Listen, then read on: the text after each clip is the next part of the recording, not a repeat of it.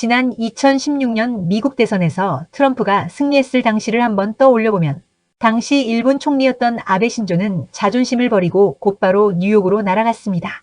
그리고 트럼프를 만났고 이후에도 트럼프의 푸들이라는 별명까지 얻었습니다. 그러나 이러한 아베 전 총리의 행보는 미국과 일본의 관계를 안정시켰다는 것이 외교 전문가들의 일관된 평가였습니다. 일본은 이번에도 미국의 의도를 정확히 간파했습니다. 지난 13일 미국의 트럼프 대통령은 행정명령을 통해 일본 제강이 미국의 대표적인 철강 기업인 US 스틸을 인수하는 데 조건부 승인을 내렸습니다.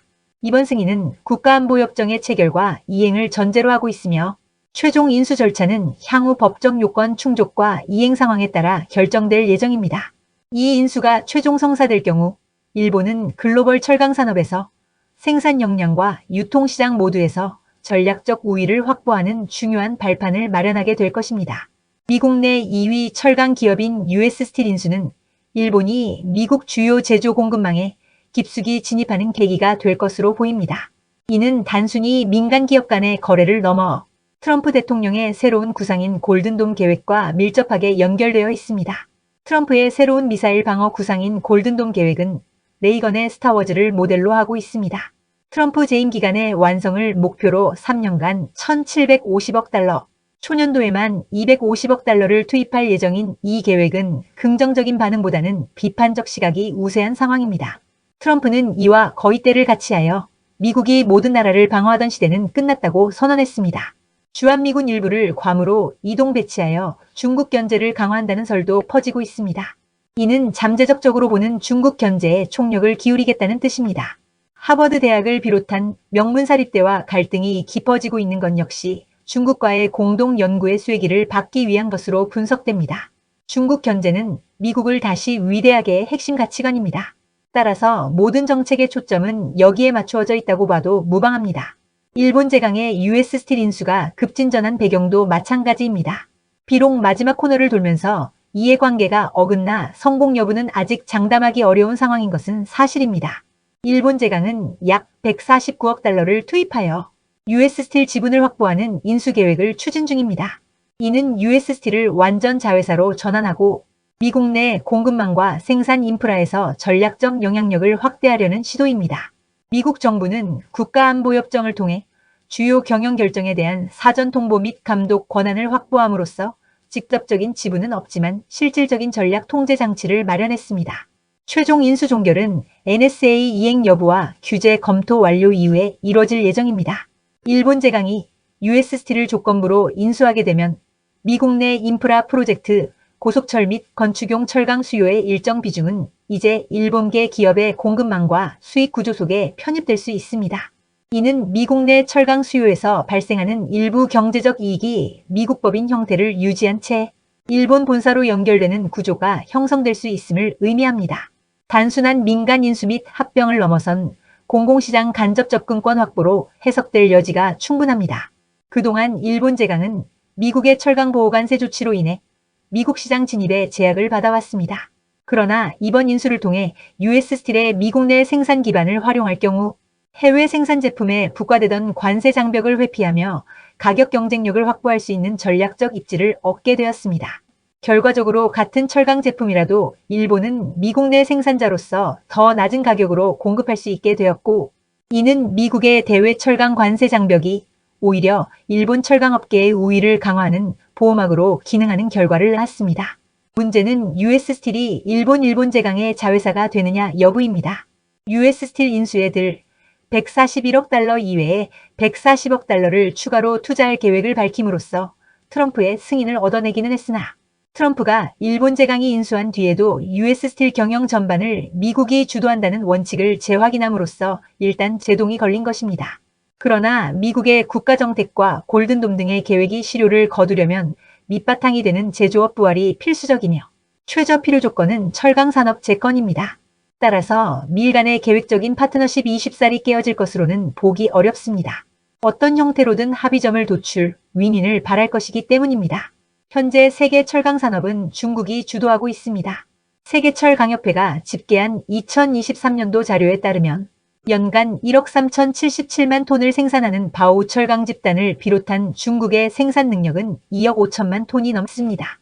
바오에 이어 세계 2위 업체는 룩셈부르크의 아르셀로미탈이 6,852만 톤이며 4위가 일본 제강 US 스틸은 1,575만 톤으로 24위입니다. 참고로 포스코는 3,844만 톤으로 7위에 올라 있습니다. 일본 제강과 US 스틸이 합쳐지면 연산 6,900만 톤이 넘어 연산 5,589만 톤의 중국 안강 집단을 제치고 3위에 오릅니다. 이러한 생산 능력보다 더 주목할 사실은 일본 제강이 US 스틸을 발판으로 미국서 생산하는 물량에는 트럼프 관세가 부과되지 않는다는 점입니다. 포스코는 말할 것도 없고 미국 현지 공장을 추진하는 현대제철도 신경이 쓰이는 대목입니다. 일본 제강의 US 스틸 합병이 성사되면 한국도 그 파장의 사정권에 든다는 뜻입니다. 트럼프가 중국 견제에 총력을 기울일 정도로 과연 중국의 위협이 현존하는 것일지는 따져볼 필요가 있습니다. 남중국해, 대만과의 갈등 등이 가중되고 있는 것은 사실입니다. 그렇다고 중국이 당장 전면적인 행동에 나설 것인가는 또 다른 문제입니다. 미국 군사 예산은 거의 8,950억 달러로 미국을 제외한 모든 국가의 군사 예산을 합친 것보다 많습니다. 그런데도 공격당할 것을 두려워하는 것은, 그래서 우주공간으로까지 방어선을 확대하는 것은 다분히 의도적인 것으로 봐야 합니다. 그 배경에는 역시 제조업 부활이 자리 잡고 있습니다. 레이건의 스타워즈가 미국 우주산업도약의 발판이 된 것처럼 트럼프는 골든돔으로 우주산업을 중심으로 새로운 제조업 개척에 기대를 걸고 있다고 볼 수 있습니다. 기존 미사일 방어망으로는 극초음속 활강 무기와 드론에 대처하기 어려운 면이 작지 않다는 것이 명분입니다. 그러나 가전등은 한국에 밀리고 중국은 거의 전 품목에 걸쳐 높은 경쟁력을 가지고 있습니다. 이런 상황에서 새로운 제조업, 다시 말하면 우주산업에 주력하는 길밖에 없다는 경로는 쉽게 나옵니다. 미국 제조업이 우주군수산업 중심으로 방향을 잡을 것이라는 예측은 결코 과장된 것이 아닙니다. 이러한 상황 속에서 한국은 트럼프의 관세 압박을 단순히 손익계산의 문제로만 인식하고 있는 것이 문제로 지적됩니다. 트럼프의 관세 전략은 단순한 돈 장사가 아니라 외교, 안보, 공급망 재편이라는 더 큰 목표를 향한 압박수단입니다. 한국이 이러한 전략적 의도를 끝까지 협상의 수단이 아닌 일방적 위협으로만 받아들였다는 것은 전략적 실패로 봐야 합니다. 만약 한국이 일본처럼 트럼프에 대한 강력한 지지 의사를 선제적으로 밝히고 그가 정치적으로 필요로 하는 그림을 함께 만들어주는 전략적 파트너로서의 태도를 보여주었다면 한국은 지금처럼 무역보복에 떨고 있을 이유도 없었을 것입니다. 트럼프 행정부와 한국의 정권 교체는 지금 미국의 언론들과 경제 전문가들 거의 모두가 지적하듯이 한국 입장에서는 퍼펙트 스톰이나 마찬가지입니다. 현 정부는 대외적으로는 미국과의 동맹 강화를 강조하면서도 내부적으로는 중국이나 북한과의 교류에 집중하는 태도를 보이고 있습니다. 최근 CNBC에 출연했던 경제금융 분야의 한 저명한 칼럼니스트는 한국 정부가 지금과 같은 방식으로 머뭇거리면서 대응하게 되면 한국은 돌이킬 수 없는 경제 위기에 직면할 수 있다고 강하게 경고했습니다. 그는 이어 한국이 직면한 진짜 위기는 외부에서 오는 압박 자체가 아니라 권력의 상층부가 그 압박의 본질과 구조적 위험을 인식하지 못한 채 단기적인 GDP 성장 수치에만 집착하고 있다는 점이라고 지적했습니다. 미국이 해군력 강화에는 한국조선 기술이 필요하고 기초 소재 확보에는 일본 제강의 US 스틸 인수가 필수적이라는 점은 한국에게 시사하는 바가 큽니다. 이에 대비 트럼프는 이미 한국에 대해 쌀 시장과 소고기 시장의 완전 개방을 요구하며 견제구를 던지고 있습니다. 미국 제조업 부활이 한국 방위 산업에 새로운 기회가 될 것은 분명하지만 미국이 요구할 계산서에 미리 대비하는 것도 중요합니다.